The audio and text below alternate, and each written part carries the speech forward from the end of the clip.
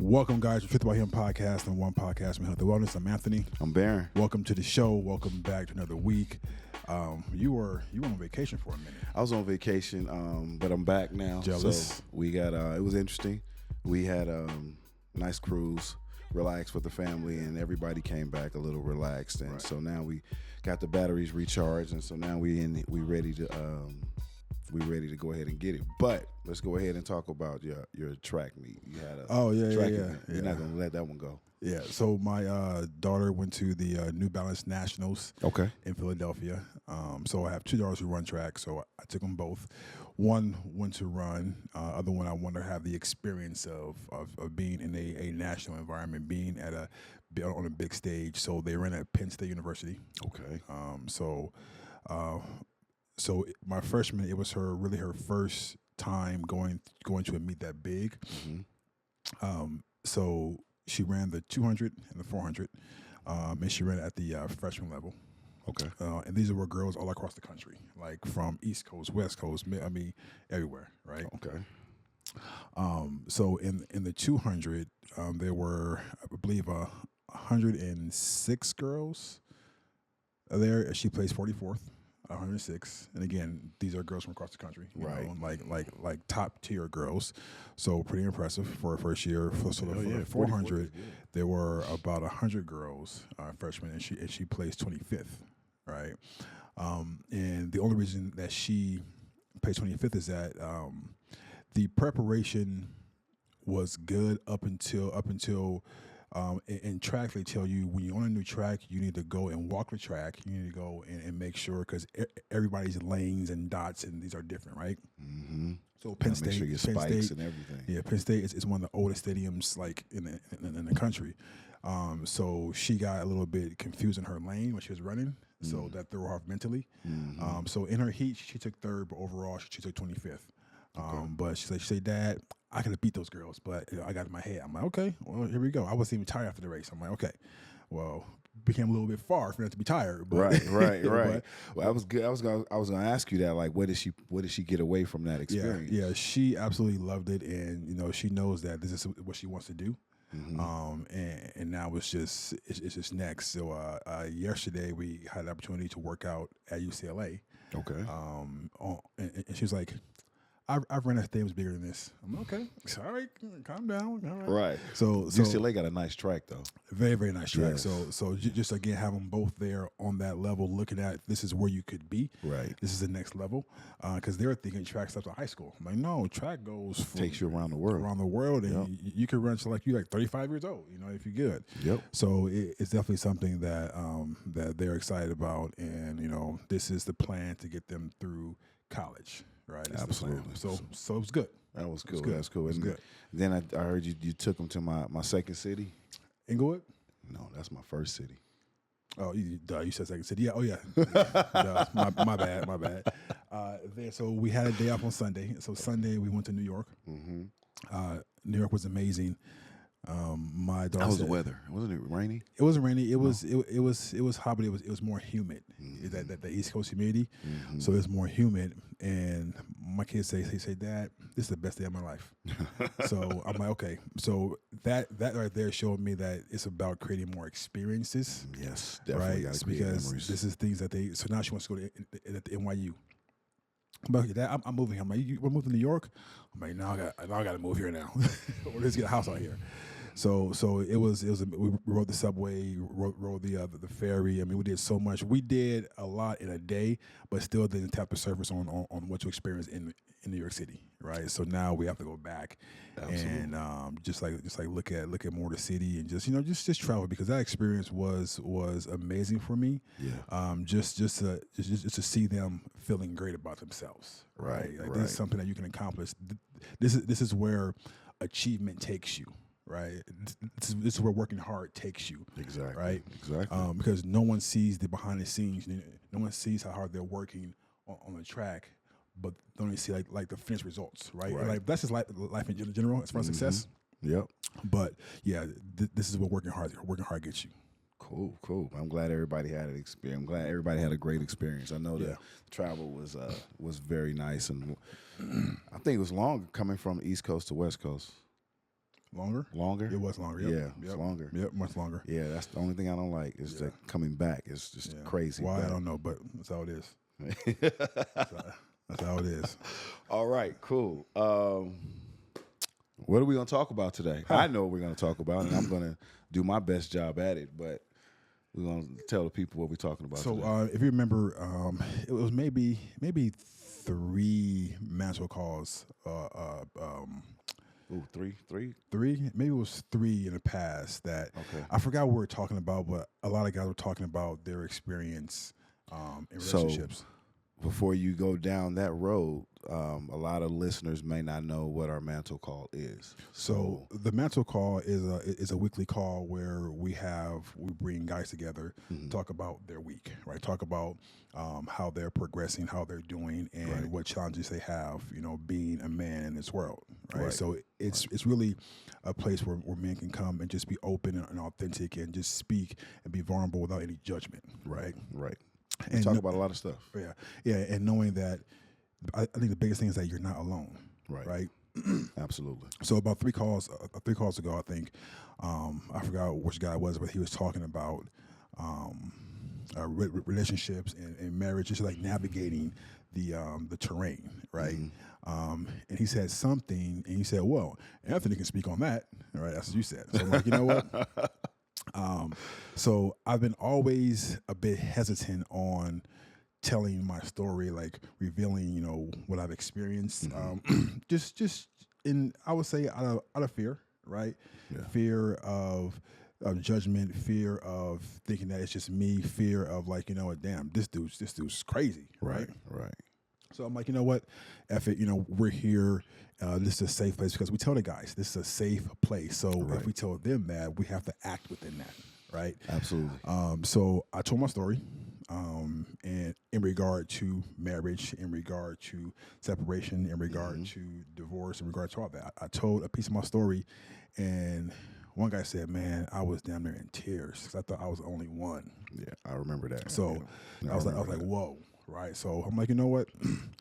It's time to put it out there, and also a big thing for me is that I want to tell my story from a place of responsibility, right? From a place of like my experience, but also being real, right? So basically, we decided that you're going to talk to me about my experience walking through a 20-year marriage, and now divorcing. Right, or being divorced, right? So that's what we're here today for. So all right, we're gonna get right in. We didn't already, did our intro. So you mentioned 20-year marriage, 2 decades, that birthed 5 amazing kids. So 20 years is a long time, 2 decades. At what specific point did you see like, okay, I've done all I can do. This is it's time. It's time to end this relationship. What was the defining moment for that? I don't think I ever got to a point where I said I'm done doing all I can do. I don't think I ever got there. Right. Still right now. No. This is like during the marriage. Okay, during the marriage. I never got there. It really took her filing for the divorce, right? Okay. It really took her doing the work to make me like, you know what? This is the best thing for me and for us, right? Because as a man, you want to work through things, you want to fix things, because we're wired to be the fixers, right? We're wired to want to save and be the hero and not give up, not fail. Right. A big thing for me was like failure, right? So I had always questioned if I'm in the right place, as far as being married, as far as being married to her, as far as my children, as far as should I break up my family? I've always questioned that. How long have you questioned that? Jeez, honestly, it was probably, I would say at least 10 years. Okay. Right. So at least the past 10 years, I questioned that. So for 10 years, relationship in totality is 20 years. Right. So you're saying half of that you question whether you should stay in the marriage or not. No, I question whether I was in the right marriage or whether that everything that was happening was normal. Hmm. Like all of the ups and downs, all of the turmoil, all the breakdowns. It just seemed a bit excessive to me, Okay. and I questioned like, is this reality? Is this real? Is it something that every man and woman goes through? Hmm. Right. So I questioned that, and and after a while, I just began to break down and I guess I use the word, I'll say accept my Hmm. fate, accept where I was, because I thought that, hey, this is the normal course of life. This is what people go through. Hmm. All of the words and the actions and the you know and everything is part of marriage, right? So for like the last 10, I question that heavily. Like this is this true happiness? Am I happy within myself? Hmm. Is this relationship bringing out the best in me or the worst in me, or am I just going through the motions in a sense? Right. Now, were these questions that you articulated to your spouse, your partner at the time, or was it something it was just an internal conflict that you never communicated with your partner? I would say both. Okay. So I was I learned to communicate probably at about I would say year 9, 10. Right. Mm. I learned how to properly communicate. Right. Okay. Versus getting upset, getting Hmm. angry, throwing a tantrum. I'm like, you know what, this is not working. So let me try and like talk things out to the best of my ability, right? Because I Right. mean, I was still learning Right. how to be an adult, learning how to be a husband, a father, and a man. I was still learning, Hmm. but I knew that in order to get through certain things in life, you had to express yourself, right?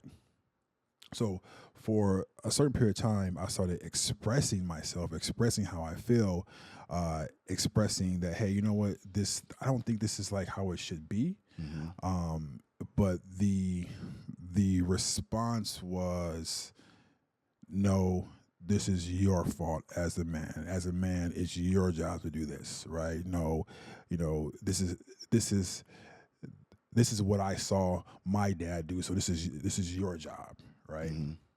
So all of the all of the conversations, I would say 9.5 out of 10 led to making things worse. Led to an argument, led to a breakdown, led to no resolution at all. Okay. Right. And I walked away feeling that it was my fault, my responsibility, because I was told that. Right. Right. I was told that. Um, so one thing you mentioned was that she filed, Right. and it was the reason why this journey started, the whole divorce journey started. Let me ask you a question. Hmm. If she would have never filed, where do you think you'd be right now? That's a great question. If she would have never filed right now, because I was leaning, I would say I would probably still be there because there would have been some fear, Hmm. right? Fear, and I I'll say, let me just be totally honest, right? Totally honest, transparent, right? Good. Be honest, right? Um, my fear wasn't in the fact that because I knew toward the end like this is not for me, right? Right. This is not pushing me to my best. This Hmm. is not the co-pilot we talk about. Right. It's not that. It's not. I You knew knew that for a I fact. for 1,000% I knew that, Okay. but my fear. I say, what my fear was losing my family, not failing and being divorced. That was like a secondary fear. That's a mask. My Hmm. biggest fear was I knew that I didn't want to be with this woman, or like I knew that I shouldn't be with this woman. but I didn't want another man to have her. Right, that was my biggest fear. But that in itself is toxic. Yeah, I was just about to say if you repeat what you just said and actually hear yourself, you will actually hear the I know. Yeah. That in itself was toxic because that showed me where I was. Right. That showed me all the insecurities that I had walking around in my head. That showed me that you know what, you are not the man that you need to be, because that is not enough glue to hold anything together. Right. So me having that thought, and it was more of a fear, right? Because you know, if you're with someone for so long, you know how they click. You know everything about them. Exactly. And to think that I would be losing that was something that kept me there. But I know, like right now, maybe I will be there, but I don't think I would, because where I'm at now is like, you know what? That's not life, right? That's not something that anybody should go through, right? And if I'm being too vague, let me know, right? Because you know, I do want to. I got you. Okay. All right. I got you. Go ahead. And I keep focusing on 20 years because that's a long time. That's 2 decades. That's a lot of experience. That's a lot of moments shared. That's a lot of growth or lack thereof between the two. So think back, reflect on year 3 of your marriage. Start from year 3. And from year 3, you said 10 years. So let's say from year 3 to year 10. Who was Anthony in that time? Who was he at that moment? And I want you to be specific. Yeah. Who was he at that moment? And then who is he now? And then what would now Anthony tell that Anthony? How would he support him at that moment of his life? So who I was scared. I was insecure. Scared of what? Scared of losing. Scared of. Now you're 3 years in. Now you're already fearful of losing. No, you're 3 years in. 3 years in. Okay. You're 3 years into your marriage. So okay. Thanks for clarifying. So 3 years in. 3 years in, I'm happy. Okay. Right. Why are you so happy? Because I thought that I manifested the person that I wanted. Right. Based on years prior, like, this is the girl that I want. Right. Was it based on a visual? Visual. Was it based only visual, not qualities, not things that you? So qualities, yes, but I thought that the qualities were there. Okay. Right. But did you see them, or were you hoping for them? I was hoping for them. Right. Because we had an episode before about red flags, right? And the red flags were there. I saw them clearly. But again, you know what? I can work past that. I can look past that. Now, you're speaking of red flags. Give me an example of a red flag that you saw and ignored, and why. Okay. Damn, Baron. You asked. All right. So going back, and I believe this was before we were married, right? Okay. So I'm on the phone at my mom's house, and I'm on the phone with my ex-wife, right? I pull up to the house, get out the car. At the same time, my aunt is walking out of the house, right? Okay. And she's like, "Oh, hey, Anthony, how you doing?" Right? My ex on the phone at the time was my girlfriend.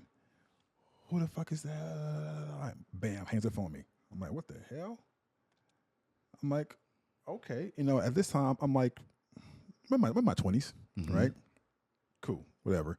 What happened? Who is that? I'm like, oh, that's my aunt. So that was one red flag. Okay. Right? You chose to ignore that one. Yeah, but back then, I didn't think it was a red flag. Right. What did you, so you didn't know it was a red flag, so you didn't think it was anything. I look back and I think that was the first time I started that the first time I started to defend myself with her. No, Okay. no, no, it's not this, it's not this. No, no, no, no. That was the first time I started to defend myself. Right. And I bet you and guarantee you that wasn't the last time. Oh, heck no. Right. Heck no. Right. That's when I started. So I'm like, okay. But back then I didn't think about that. Right. Right. So move past that.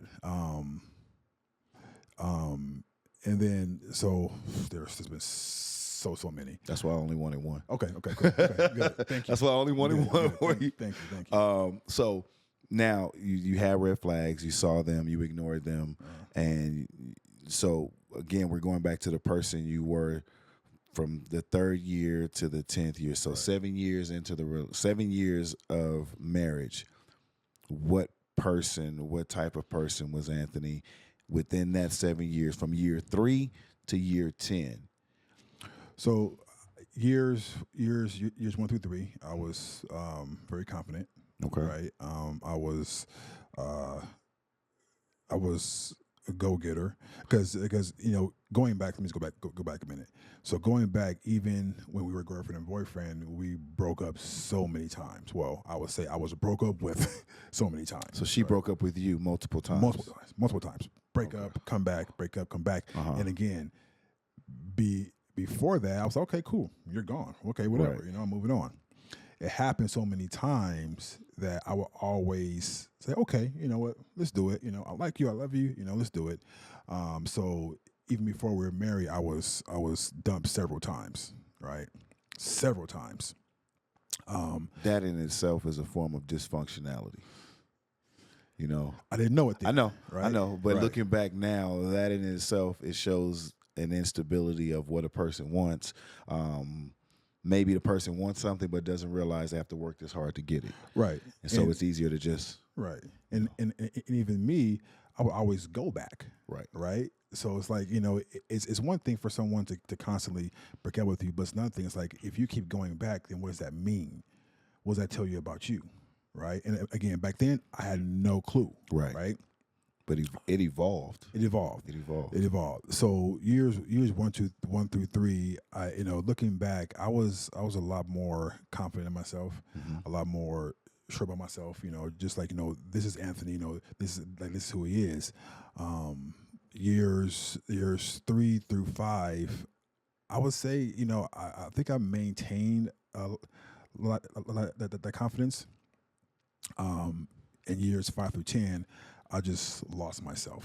I lost who I was. I became super fearful. I became. Why do you feel that was? Why do you feel you went that way? Because it's the genesis of the relationship was confidence, confidence, confidence. Well, that's based on like who I was before I met her, right?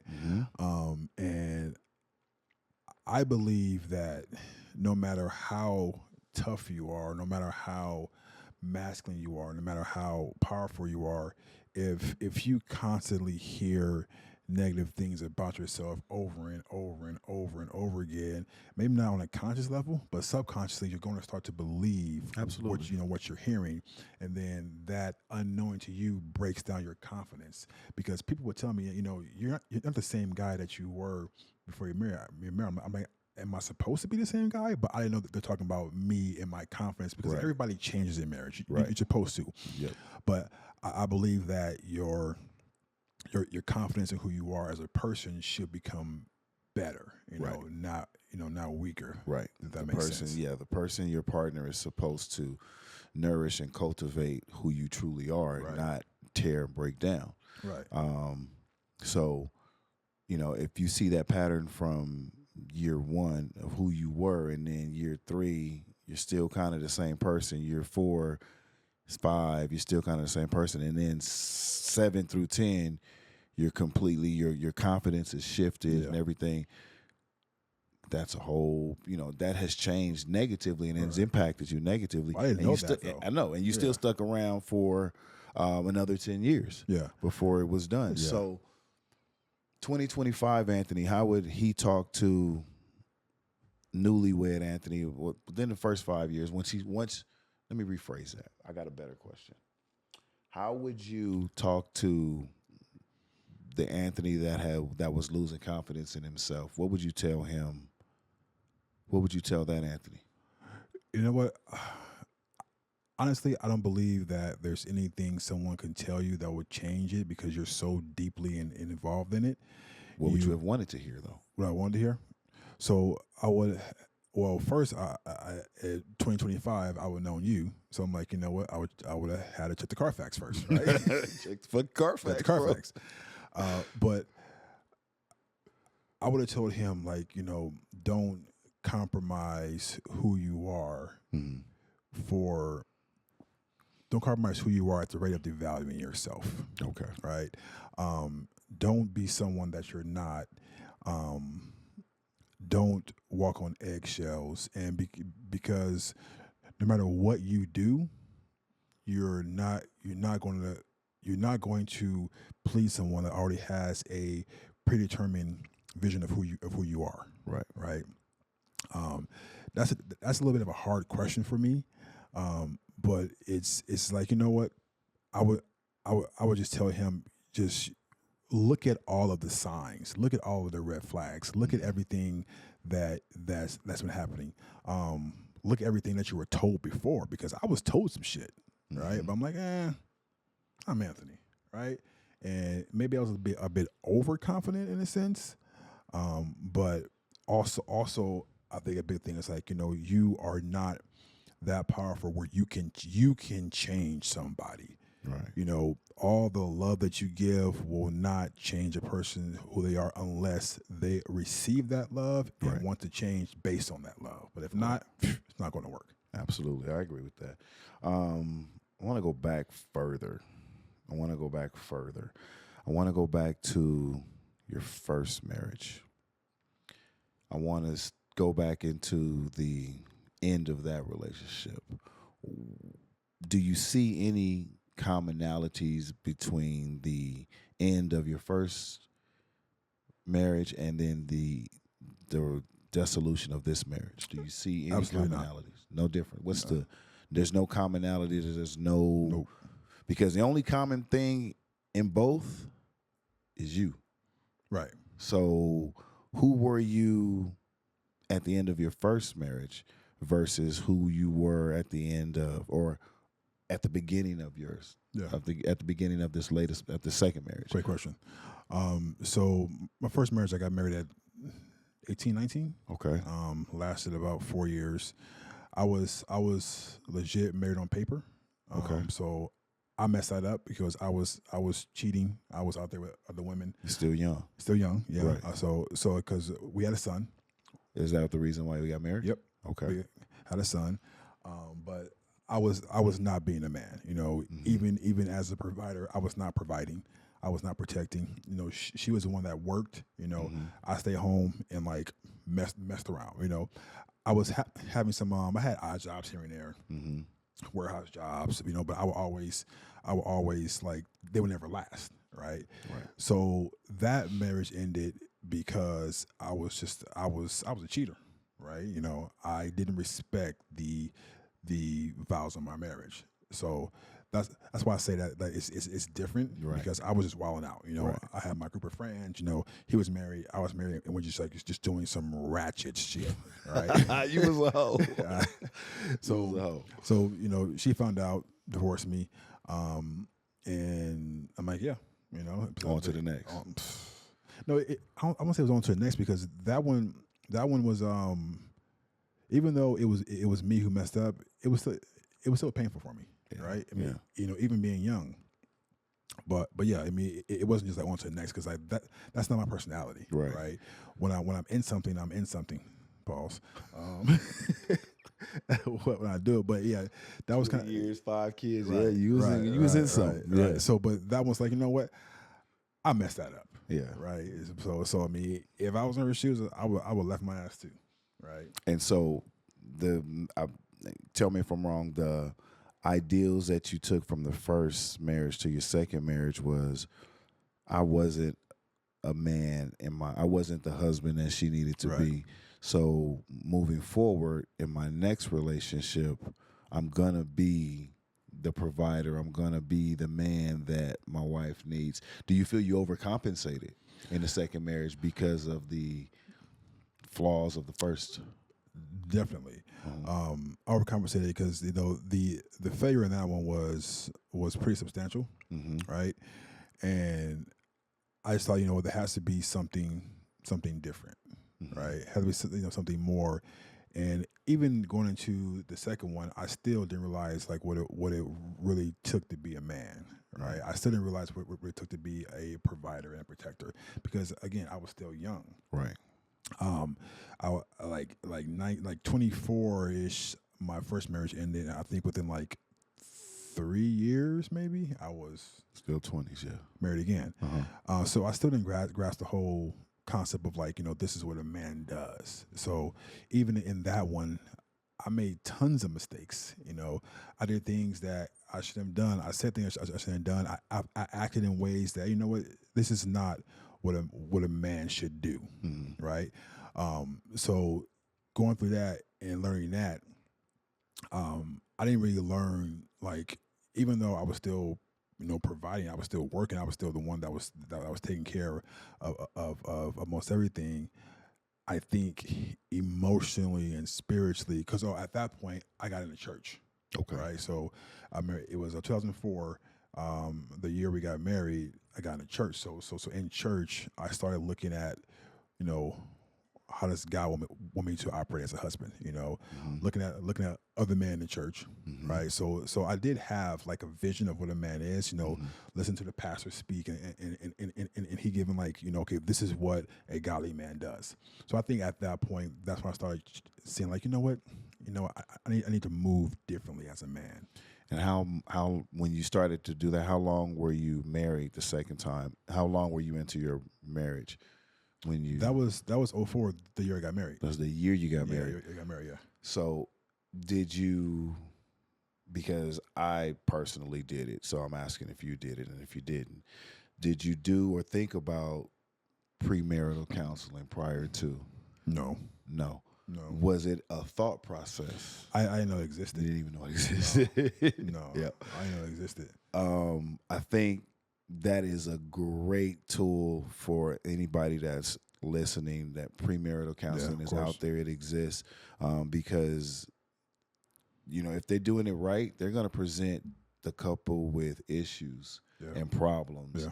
And they're going to speak about different ideologies and how Right. they, maybe if you don't have any kids, how are you disciplining your Right, kids right. and things of that nature. And then you deal with it right then and there, Yeah, yeah. and therefore, like, there's things that I remember from premarital counseling that I use to this day, Nice. Okay. so, and it helps me understand and keeps me present. So looking back now, knowing, do you believe that if you had went and done premarital counseling, No, you don't think you'd still be together right no, now? I do not. Why? That's my question. Yeah. Why? I'm a why guy. Because I believe that our issues were more than just our marriage. Okay. Everybody has a past. Right. Everybody grew up a certain way. Everybody has trauma from how their parents raised them. Right. Mm-hmm. Everybody does. And the level of things that we experience in our life and our marriage, I don't believe that premarital counseling would have helped it. We went through a few counseling sessions. I say a few, Mm-hmm. while married, and it kind of made it worse. At Okay? what stage did you do the counseling? And where were you in the stage of your relationship? Well, of course, you don't go into things break down, Right. right? But I mean, I just don't believe that the premarital would have been a point that would have saved us, because there was so much that happened. There was so much. Give me an example. Um, Just one. just one. Just one. Let me go through Rolodex. Yeah. Just one. So remember I told you that I was, and I have never broke up with her, never, right? Why? It wasn't me. Like I loved her, I mean, it's like I'm not gonna. I mean, it wasn't me. It's like I never initiated a breakup. Okay, Just like you never initiated the divorce either. correct. Mm-hmm. So at one point, this was before marriage. Okay. Right? So we broke up for maybe a year. All right. And the breakups will always be. I will always be the one that's called back. Right. Hey, I'm checking on how you doing. Cool. So I get a phone call. Oh, hey, so and so, how's it going? Cool. How are you? Oh, I'm pregnant. Right. I'm like, oh, okay. Congratulations, right? Congratulations. Yeah, I met this guy, blah, blah, blah, and, I got pregnant. Cool. And then also during that time, I met someone and had a child as well, too. So we both you had guys was- kids, right. in between the breakup. So, and keep in mind, we both had kids in between the breakup. Right. For a year. You guys were broken up for a year. Year or so. And within that year, both of you guys were expecting a child. Correct. Right. So I had my child. So when she was pregnant, we got back together, right? While she was carrying this man's child, right? Why? Why would you do that? Yeah, I don't even know how to rephrase it. Just outside of why. Yeah. Why? Why would you do that? Why? You know what? Yeah, I want that question answered. Thinking back, I believe it was more. I liked the girl, right? And and there was some lustful thoughts that were there, right? But we are very yes, natural. I know. So another man, I'm just gonna keep it a whole buck. Keep it a buck. Another man slid up in your ex, raw, planted his seed, and I'm not gonna say he dipped, but for lack of a better term, if you took her back, he dipped. Right. No, she broke up with him. He still dipped. He left a permanent gift in her, and he dipped. I personally like all the bridges is burned. You've done what you've done. Right. So what kind of, you're better than me. What person, what were you thinking? Why would you take someone back that had a baby? I grew up with just my mom and my siblings, Okay. right? No father. Okay. And I had off and on conversations with my dad, right? Okay. When I was like 12, went to go visit him. I witnessed him like actually having intercourse with someone. I like walked in, right? He was like, "Go away." Nosy ass kids. Right? So as an adult, I would have conversations with him, but there would always be conversations of devaluation, conversations of you know what, dude, I really didn't want you, right? And that created a really, really, it made me sad. It hurt me, right? So that feeling, I think at that point, that made me an empath, right? It's like, damn, I don't ever want anyone to feel this pain, right? So if someone reaches out to me for something, no matter how I feel, I'm gonna deny my feelings and make sure that they are happy, make sure that they are okay, make sure that they ain't feeling sad, right? So, and I think back to when I would get the phone calls from her, and the phone calls would be pretty emotional, right? I messed up, I shouldn't have left you, I want to be with you, and there were tears there, right? And me, I'm like, damn, I know that pain of I know that pain, and you know what, and I one thing that was revealed to me through the work that we're doing is that I realized that I have abandonment issues, right? And it's less about me abandoning someone else. No, I mean, I'm sorry. It's less about someone else abandoning me, but it's more about me abandoning someone else. I don't want to be the one that abandons anybody, so I know how terrible that feels, right? That was the old me, Right. my wiring. So when I get these phone calls, I'm like, man, I know this is painful. I can't be the cause of this pain. I have to fix this pain. So when we fix this pain, fine, let's do it. I mean, of course I wanted to. I was never forced into doing it at all. Right. I wanted to. Right. Um, so when she was pregnant with another guy, and thinking back, I'm like, damn, I'm like, why? I'm thinking, I'm not like, why did I do that? But I'm like, you know what? I know the pain she must be feeling, but I want to be the one that helps her through that pain. And we didn't officially like get back together because after that, she broke with me again, right? Anthony Deuces, right? I'm like, okay, cool. So, and after her child was born, my child was born. After that, I get a phone call, right? Hey, you know what? I'm like, cool. Let's go. Let's do it. So we're on the phone one night, and she's like, you know what? We gotta break up. I can't do again. I can't do this because I just can't get over the fact that you had a child with someone else, but we're broken up. You guys both had a child from somebody else. Right. I'm like, right. Huh? So at that point, it clicked. I'm like, oh, okay. I'm like, am I understanding to see the same thing, right? Right. All right, bye. Click. That was that. What question? The question that you asked me? You just cook it. I'm just letting you cook. So this was pre-marriage, right? This is pre-marriage. This is pre-marriage. Yeah, so you asked me how I know that the premarital counseling wouldn't work. Wouldn't work. So there were several instances just like that, right? And like different types of stuff. So again, didn't talk for a while. Right. And guess what? I get a phone call. I don't know if it was months later, a year later. I don't know. No. Fuck it. Let's do it. Right.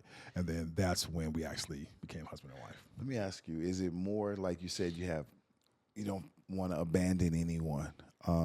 Is it more of you don't want to abandon anyone, or is it didn't want to, or did not want to abandon anyone? Or is it more of the feeling needed from someone or feeling, Definitely. The need to be needed was huge for me. Right. It's like if you need me, that gives me a sense of value. Right? It did. Right. It's like, that's how I know that I'm loved. You know what? Because I'm providing, and like, you know what? Oh, you know what? She wants me. Right. Looking back, no, the fuck she didn't. Right. And I realized that this is the first time you're hearing this. Right. Okay. Yeah. Okay. Yep. It is just listening. It's like, okay, I'm like, so like I had a friend of mine, similar situation, and we all family, friends, we would all tell him like this wasn't healthy, bro. Like and he completely ignored us. Did you get those signs from family and friends? And if you did, when? That's the first layer of the question. 1,000%. My friends and family, the ones who told me that, you know what, dude, this is not for you. But that was more of like my close family. But then after about year 10, my friends are like, bro, what the fuck are you doing, right? But it's a trip because like when you're in it, you can't see it, right? When you're in it, it's like, you know what? No, it's like you guys don't see what I see. Like, yes, we do see it, right? And it's really, amazing how I look back and I'm like, a whole new person was created during that relationship. A whole new in Anthony, you or her? In me. Okay. A whole new person. Because all throughout my life I was told that, you're a quiet soul, you're peaceful, you have peaceful energy, like all my life. Because I would just react to the words and the comments, and like, I would get upset. I was acting out of character. If I'm being called a name, I'm calling you a name back because I'm like, at some point I have to fucking defend myself, right? It's like do you though? When you're in it, yes, yeah. Right now, of course not now, but when you're in it, I'm like, I have to like, and it was just that is that I found myself trying to prove that I wasn't the man that she said I was. I'm trying to prove that I'm a good man. I'm trying to prove that I'm a good father. I'm trying to prove that I'm a good husband. I'm trying to prove that, hey, you know what? I can be this awesome fucking man that you talk about. Right. Again, that in itself is fucking toxic. Yeah. Right. And draining. Yeah. And draining. Yeah. Because I was constantly being told that, you're not, and you need, and this man does that man does this. I'm like, you know what, man, just give me the chance to, and it's all subconscious, right? Yeah. Just give me a chance to prove to you that I'm not that man, that I can be a Superman, right?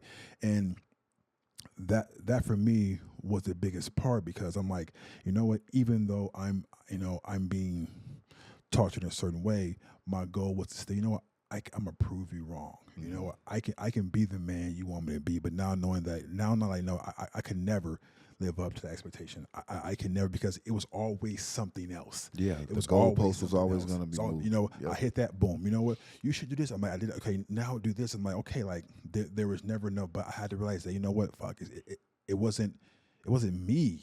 Right. Right. It wasn't me, and it took me like up to like the last 2 years to know that, you know what, it's not you, right? Mhm. You played your role, of course. You played your role in the trauma. You played your role in the breakup. Yes, you did. Now, But I've heard you say that like a multitude of times. yeah, What role do you believe you played in this relationship? in what aspect? In the dissolution of it, the whole downfall of it. What role do you feel you played in that situation? Because remember, first marriage, you were you could have been a better husband. You could have been a better provider. Yeah. And then you overcompensated and you took it to your second marriage where you were like, okay, I'm going to be that provider. I'm going to be this. I'm going to be this. So you don't have to do this. You don't have to. I want you to, and I could be wrong, I want you to make sure, I want you to be a mother to our children. I want you to take care of our kids. I got this. Right. And when you tell someone that, they'll only, just like how you said, when you tell someone something over and over again, they tend to believe it. If you tell me over and over again, you got this, and I just need to be the mother of the kids, well, I'm gonna sit back and let you do this. So, what part, or how do you feel? What part do you feel you played in the relationship? I definitely overcompensated. Right. I definitely said, I got this.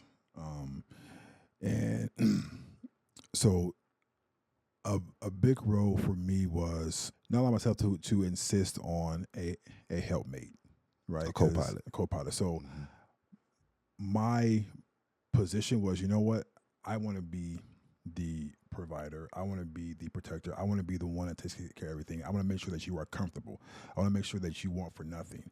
I just want you to take care of our kids. So why? Because you, to your own acknowledgement, you didn't have a father to show you that. So what would make you take on that role, as far as like, I'm going to be the provider? You had to learn that or see that from someone. Right, because it's not what I had in my first marriage. It was the opposite. Right. She was the one that took care of everything. So I'm like, you know what?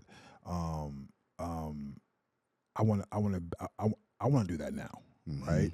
And I think, thinking back, I think like, my second marriage, she would say, you know what, my dad took care of everything, and he provided a great lifestyle for us. So I think that got into my head too, so I did like overcompensate. So you know what, I will take care of everything, even though it was a fucking struggle, right? It's like it was hard, right?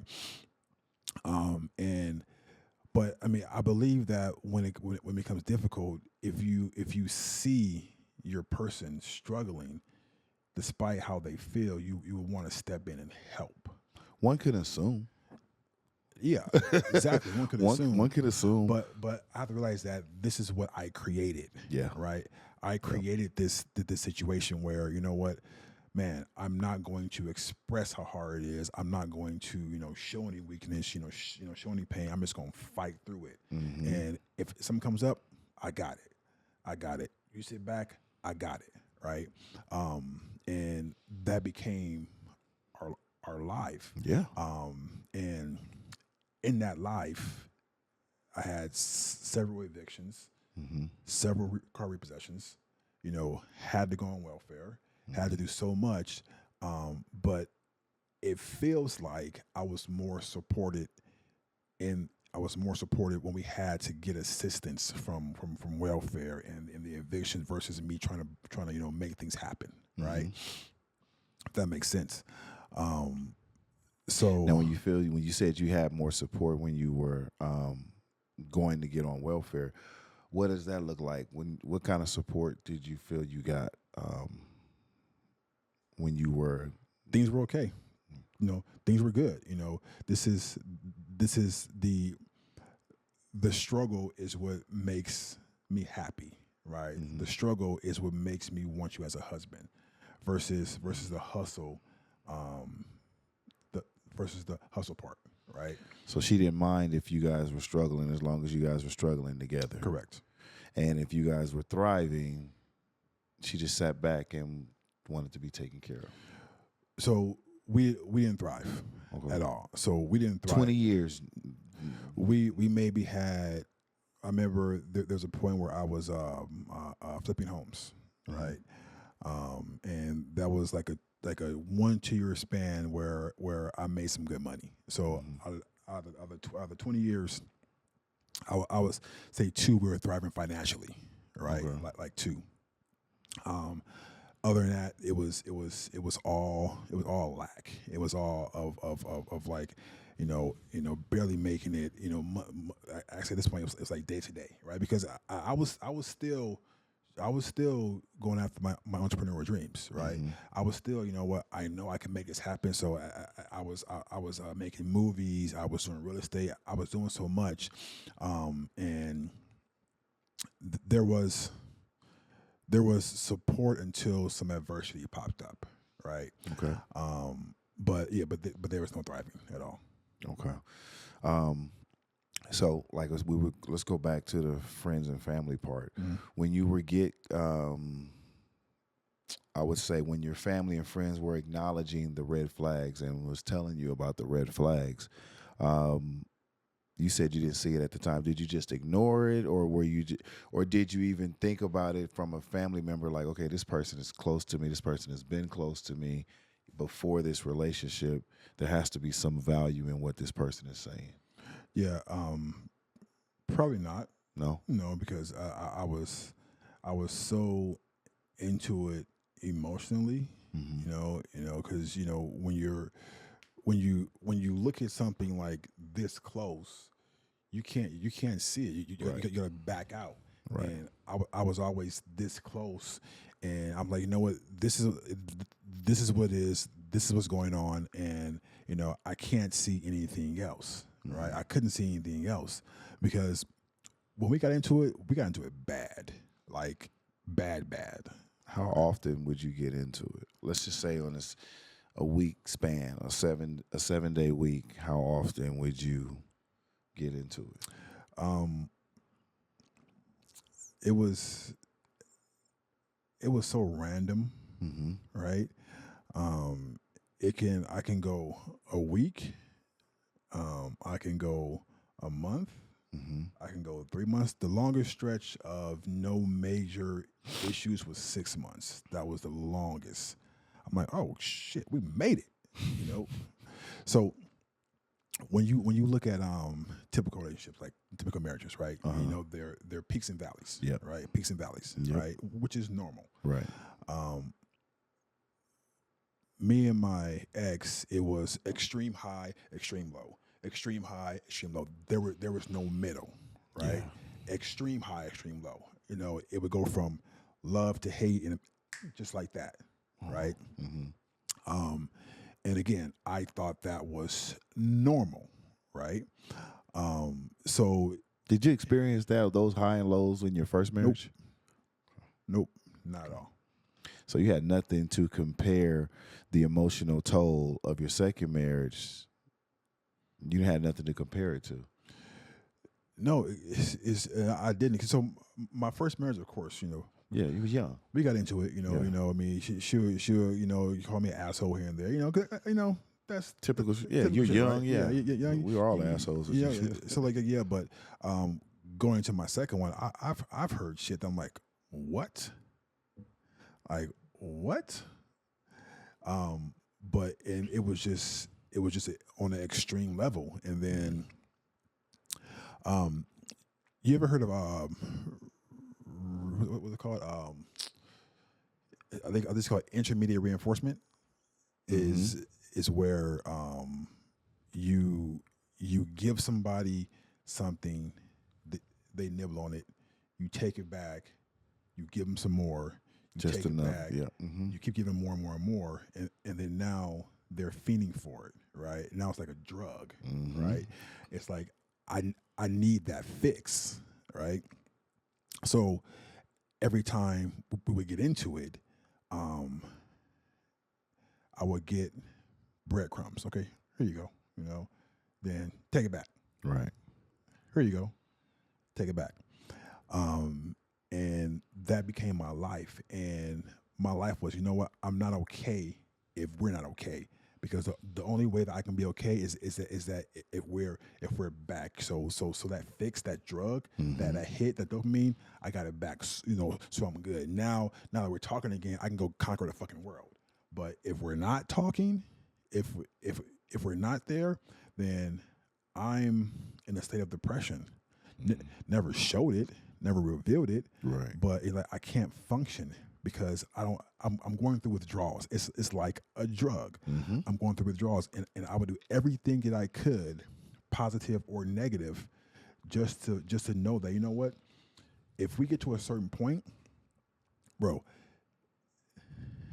every single argument that we would have is that we would argue, and it can be, you know, moderate to, like, you know, not severe. You know, it's like Right. between 1 and 10, maybe 6-ish, right? Okay. Maybe 7, It's above average. above average. Um, so You rationalize it's still above average. Okay. we would not talk for days, right? Okay. Not talk for days, but then I'm starting to itch, Uh-huh. right? Need that fix. I need my fix. I'm like, Mhm. need my fix. So, you know, as a drug addict, getting your fix, you don't always do it the right way, right? You do dumb shit. So I would, I'm knowing she's pissed off, right? So I would go and try and figure out a way to talk to her, right? Figure it out. I get rejected, right? No, fuck you, get away from me, blah, blah, blah. Right. That would piss me off. So I would continue to push it, let's go, talk, because in the back of my mind, I need my fix, right? Even though I wanted to fix us, Right. but I needed my fix. I need I needed my, like, I love you, my hug, my intimacy. I needed that, you know. Right. So what happened is that we would start conversations, and then she would get upset again, pissed off, talking shit. I would talk shit back, going back and forth, and I knew that again, and this is, it's in itself. It's, I know it's toxic, Right. right? Right. Is that I knew that she got to a level where she was red and talking shit and demean and cussing me out. I knew at that point she was gonna come down. I knew it. So you guys knew how to push each other's buttons, Right. really. I knew it, and then, next day, like nothing happened. Right. It's just swept under the rug. Under the rug. So that was the extreme highs and extreme lows, right? I knew how to get what I want, right? But it's just like, that was just me acting. The marriage made me somebody that I didn't want to be. It made me act out of the character that I thought I was, right? But yeah, this is what it was. So let's go, because we haven't talked about this part. 20 years. I keep bringing up 20 years because it's important. Right. 5 kids. Right. How do you feel? How do you feel this divorce has? Now pay attention to my words. How do you feel this divorce has affected your kids and their relationships with both you and their mother? Let me first say, divorce is hard, right? What are some of the hurdles that comes with? I'll get to that.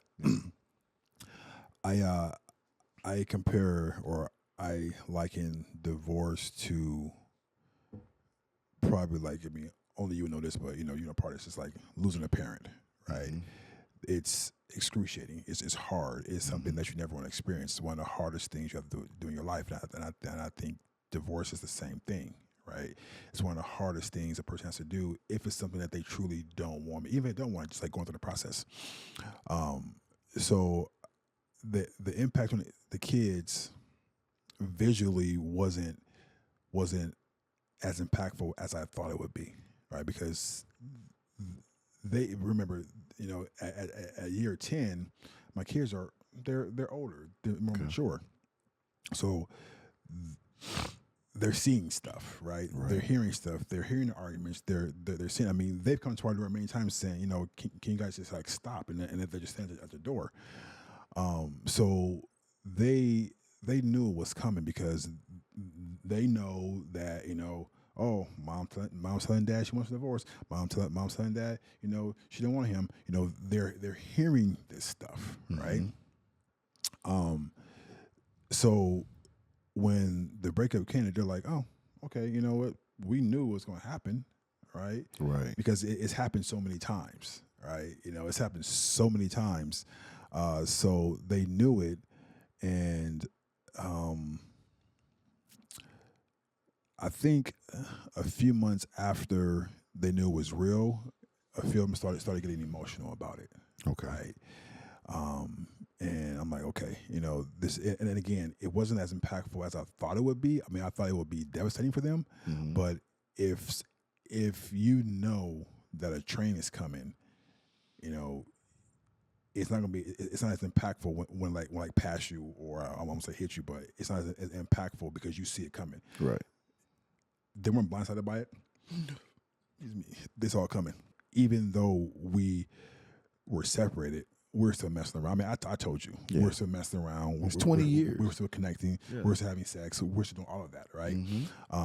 Because of course, I mean, that maybe there is some hope there. Maybe like this time it's it. Like every time it's this is like this is the last time, right? Every time We do got 20 years Right. together. It has right. So we had a big incident that I'll talk about in a different show. But after that, that's when I got that message from my daughter, right? Even after that, I went back in, right, messing around. Yeah. So messing around and still entertaining the fruit. I get it. No judgment. Just listening. But do you feel like your kids have been I wouldn't call them a crutch, but would you call them a safe place for you during this storm or during the storm? Definitely. Your place of peace. They've definitely been added to my peace, right? Because they have been there to support me and support her through this. They didn't have any judgment. They didn't lose love for me or her. Okay. They just knew that it was time, right? They knew that this is something that is just not going to work out. I mean, even though everybody wanted it to, even though everybody wanted the family, everybody wanted to have mom and dad together. I mean, even mom and dad wanted to be together, right? Right, He knew right. that. But I believe that they are happier now, and my biggest concern with them is like, because I have girls who are ages with that they're dating, they're adults, right? My biggest thing is like, how are they going to navigate through relationships, right? Because I was told that your daughters are going to find a man just like you, who doesn't respect him, who doesn't like them, who treat him like shit, right?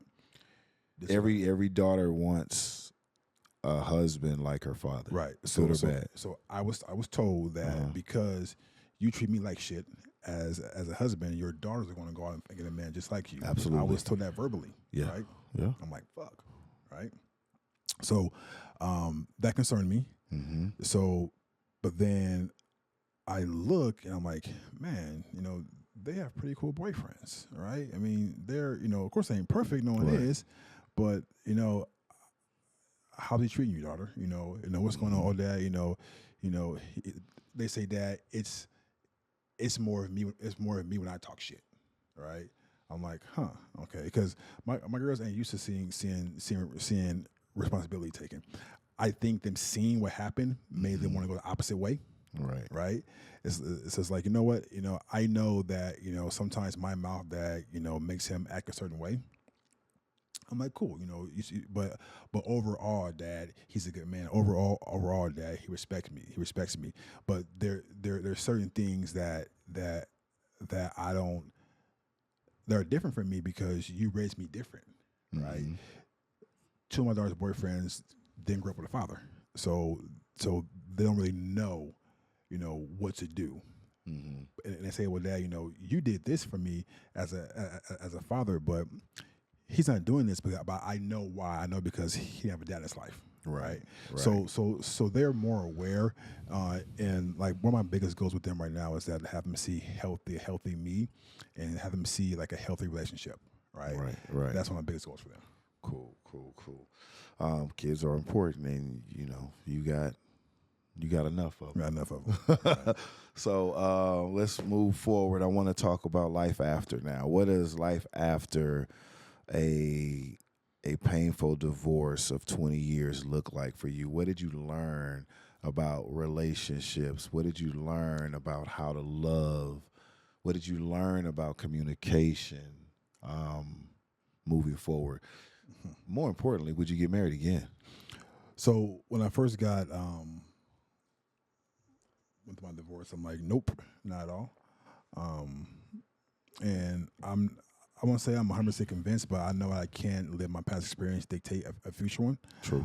So I'm definitely open to it. But it's gonna be much. It will take a lot. It would take a special person because I'm different now, Mm-hmm. right?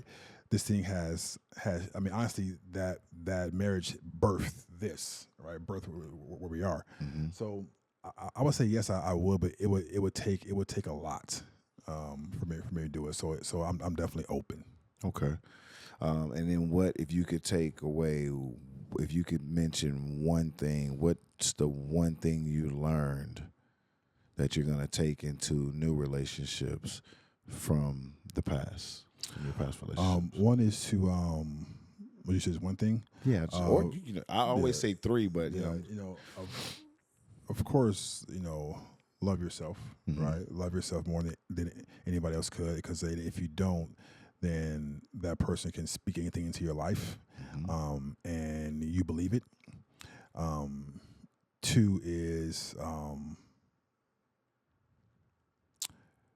really you have to be careful on who you do life with, right? You gotta be Have to very check very the careful, Carfax. because the right person can build you and make you unstoppable and we conquer the world, but the wrong person could really could devastate and like cause a cause your life to go in a direction that you don't want to, right? But Absolutely. again, it's all about our choices, and I look back and I'm like, I don't blame her for anything Mm-hmm. at all. Is that everything that was done was I allowed. It was my choice. I chose to stay in this thing for 20 years. It Mm-hmm. was my choice. Um, it was my choice to continue to fight and do things. So what I learned about relationships is that I learned that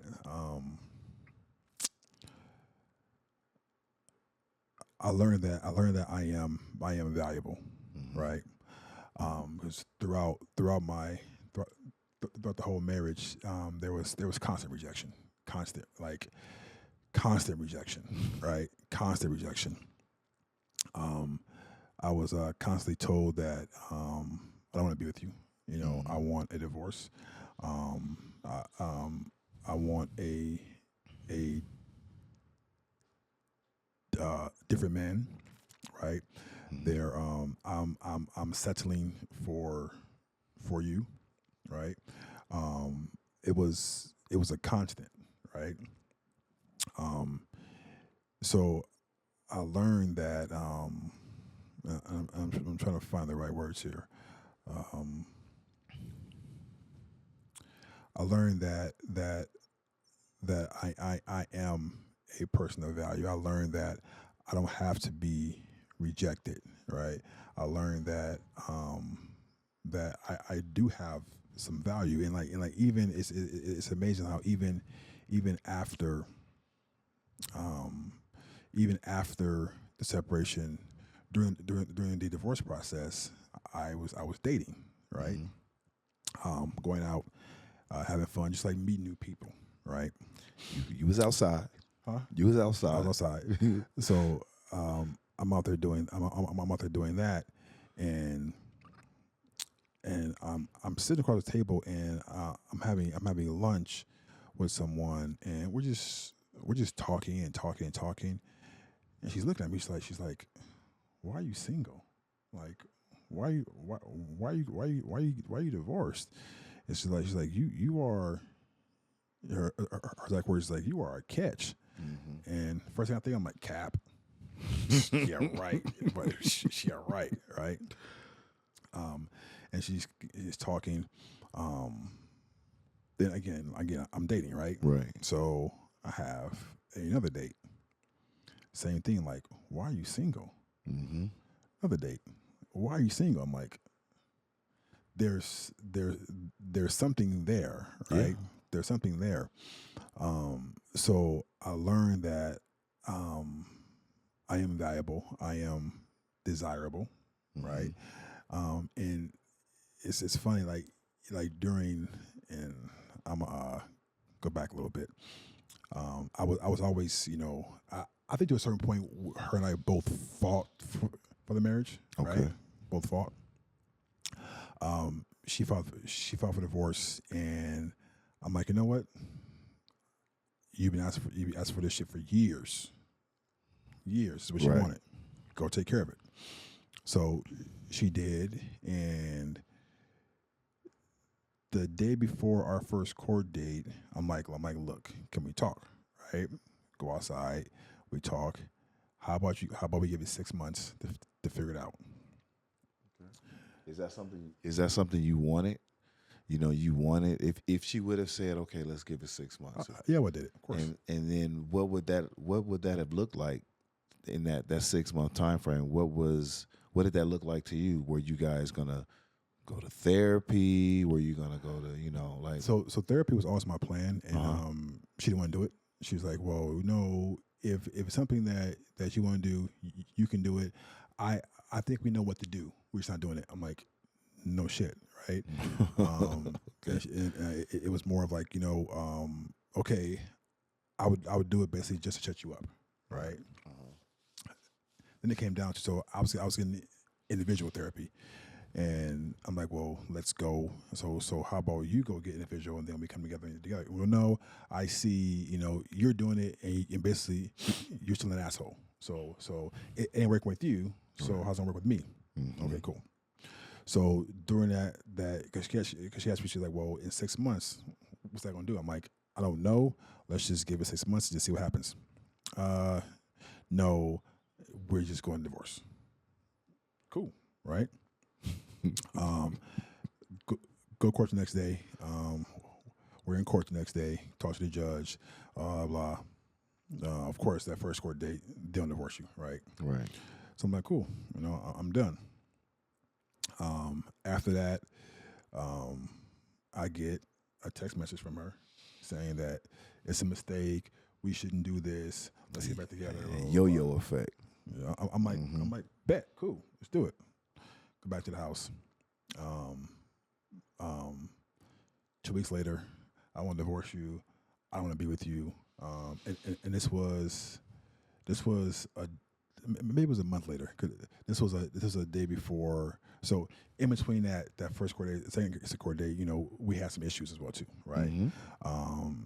So second court date comes up. The second court date is a mediation, right, for the kids. Hmm. I'm like, we have mediation this morning. What's up? Right.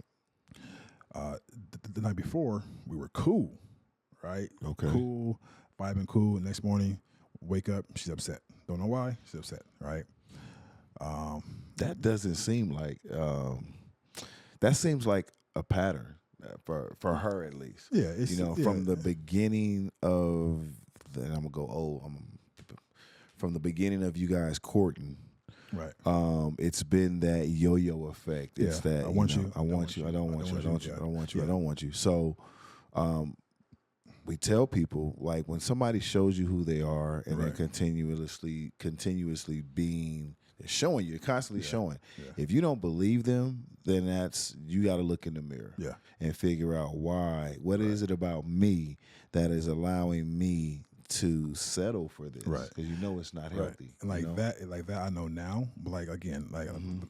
like I was in When it. you were in it, So we go to that second court date in our mediation, and it's just and keep in mind in court. I mean, I'm just being like, he doesn't come see the kids. He doesn't come. I'm like, really? I'm just being talking like, right? Really? So second court day mediation is where you go through all the custody and all that. And she's it's a cool conversation, right? It's cool. So everything is wrapped up. She walks out, and then that day, I get a phone call from her. I didn't answer because I was in a meeting, and then I get this long message saying, God's telling me to, don't leave you. Gotta stay married. I love you. I'm like, that dopamine is hitting, right? I'm like, man, but knowing that, I should be doing this. this is the cycle. It's a cycle. So we talk, we connect, we get intimate, and then it happened again, right? It happened again. So finally, on June 30th, I remember that day, I pack my shit and I leave. I'm like, I'm fucking done, right? And I'm like, you filed for divorce, so you need to stand on what you did, Yeah. right? Because this is what you've been asking for the past 15 years. You want a divorce, cool. So I get messages, so you know what, I'm done with you. I don't. You're this. You're this. You're just really like, what? I'm happy. I'm divorcing you. This is all the messages I'm getting from her, right? Right. So I'm like, you know what? Okay, we're done. I continue to date, right? Okay. And again, she filed for divorce, right? I continue to date, and at some point, I become intimate with someone else, right? Okay. And her and I didn't talk for like 4 to 5 months, right? Okay. But I know that, what, I'm not trying to be serious with anybody, right? It just felt good to have someone like you and validate you and not reject you and want to be with you, right? Right. Because that's something I wasn't used to, Right. right? And even though I wasn't looking for anything serious, I'm like, you know what? So I had to kind of like, break it off with that person, right? 2 days after I break it off, I get a text message from her, from my ex-wife. Okay. Right. And we start talking again. Right. So we connect. We get intimate again. Complete the cycle, huh?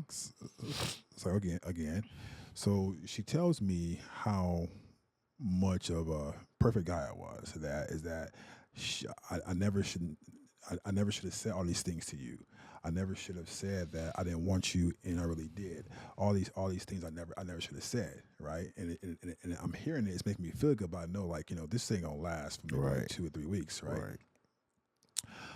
So I hear all this, and again, I didn't contact her at all. I'm like, you know what? I'm leaving this alone. I'm done, right?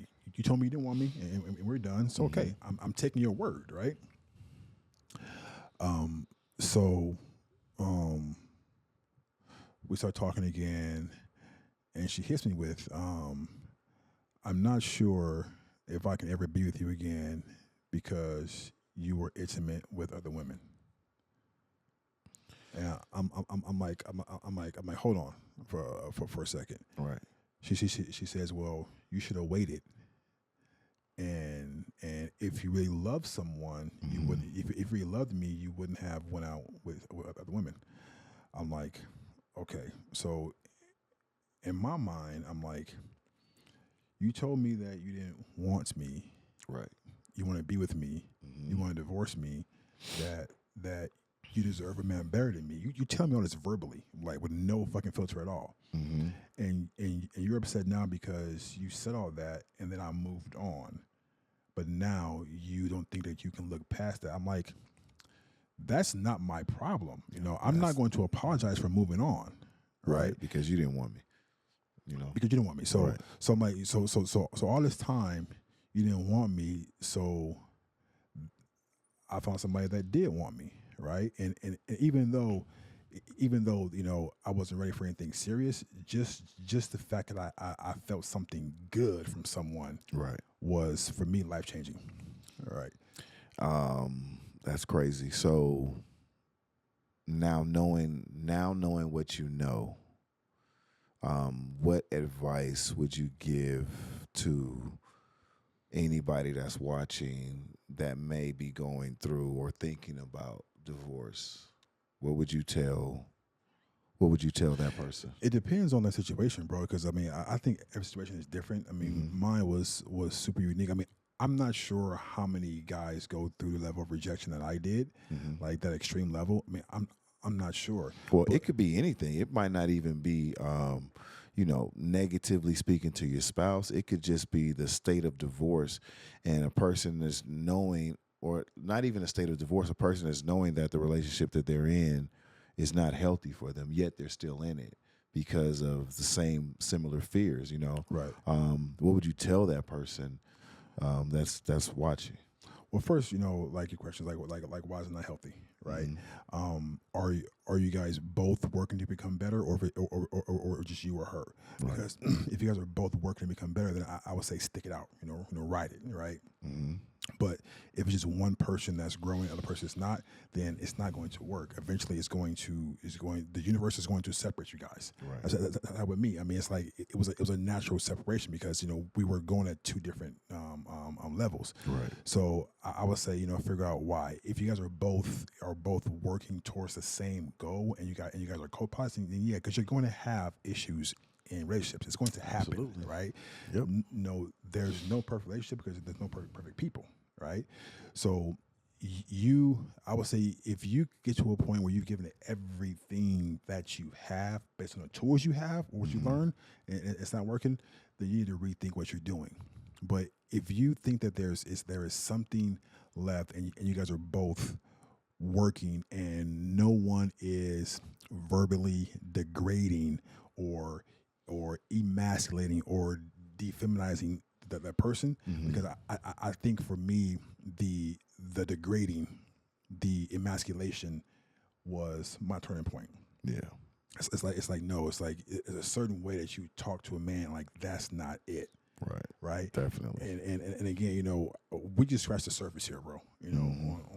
On like, I mean, this can go for like 4 or 5 hours, right? But so my advice is that figure out if you guys are both willing to do the hard work to go through, because if you make a decision that's going to change the course of your life and your family, and sometimes it ain't the best one for you, you're going to regret that decision because you made it in an emotional state. You're going to Mhm. regret it, and that's what I've been dealing with. I've been dealing with like a lot of regret on her because now she's been expressing how much she wants me back, right? Mhm. But it's like, you made a decision. Sound like it's the cycle starting over Right. again. It's like you got to stand on that, because Yeah. if there was there hasn't been any change like Right. at all. It's still that cycle, and Right. we've both were in a cycle, both of us. It wasn't just her. Right. I would go back to as well. But now it's like, you know what, at this stage, it's better for us just to like not to talk to each other at all, because it's not going to be, it would not have been beneficial, right? Yeah. So anybody that's going through it, just look and see, if you guys are both willing to do the hard work that it takes to get past, because you have to heal the trauma that you had before the Right. marriage in order for a marriage to work. Absolutely. Because we bring in all our crap. We're bringing all of it, so Right. you got to make sure we all bring shit to a Yeah. relationship. Just make sure your And shit then is we clean. blame the other person for that shit. No, it's not that person's fault. It's everything that you brought in. They may have magnified it, Right. or if you sprain your ankle on a basketball court, it's not your wife's fault. But if she comes and like kicks it, okay, I didn't cause the injury, but I can make it worse. Right. Right. Definitely. So that's how it is. It's just like being careful and just knowing when something's worth it or not. Knowing if that is it building you or is it tearing you down. Right? Absolutely. Well, I want to say I appreciate the insight. A lot of people wouldn't have been willing to share and been that open. So I think that's what sets us apart. That's what sets this podcast apart. Is we do more than just talk about how to get over, how to deal with things. We actually live it and we express it, and we're present in the moment. So. I hope that our subscribers and our listeners were listening. Yeah. Clearly, we do this podcast for us originally. Right. So I hope that we were edified in this. Yeah. And, please like, subscribe. I thought about a new one. Subscribe and thrive with this podcast because we're all thriving and we're all in it together. So again, bro, appreciate you. Yeah. Appreciate you. No doubt. And last thing I want to say about this is that, and knowing that, a big thing with me, a question that I didn't leave is that, is there life after? Is there life after? And 1,000% yes, right? It's like you will get through me. It may seem like it's like you can't or you won't while you're in it, but you will get through it. Life will be better. You will create new experiences, and everything that you were, in a sense, missing, will be restored to you first. You have to complete you first before anybody can come into your life and give you anything, right? So we have to become the person that we want. If we want a spouse who's loving, caring, edifying, and all that, we have to be that for ourselves first. Absolutely. And then the person that we want will come in. And that's why I say it's like, you want to have to lack for nothing, right? But there is life after, there is peace, there is happiness, there is success within yourself. And then if someone wants to come along and add value to your life, of course, do it. But there's definitely success in life after, and I can say that there's been much more peace, much more success, much more of me knowing myself, loving myself after. I'm in a place where I didn't think I would be. Mm-hmm. I didn't think I would make it here. You didn't think you'd make it here. Now that you're here, how does it feel, bro? It feels amazing. Mm-hmm.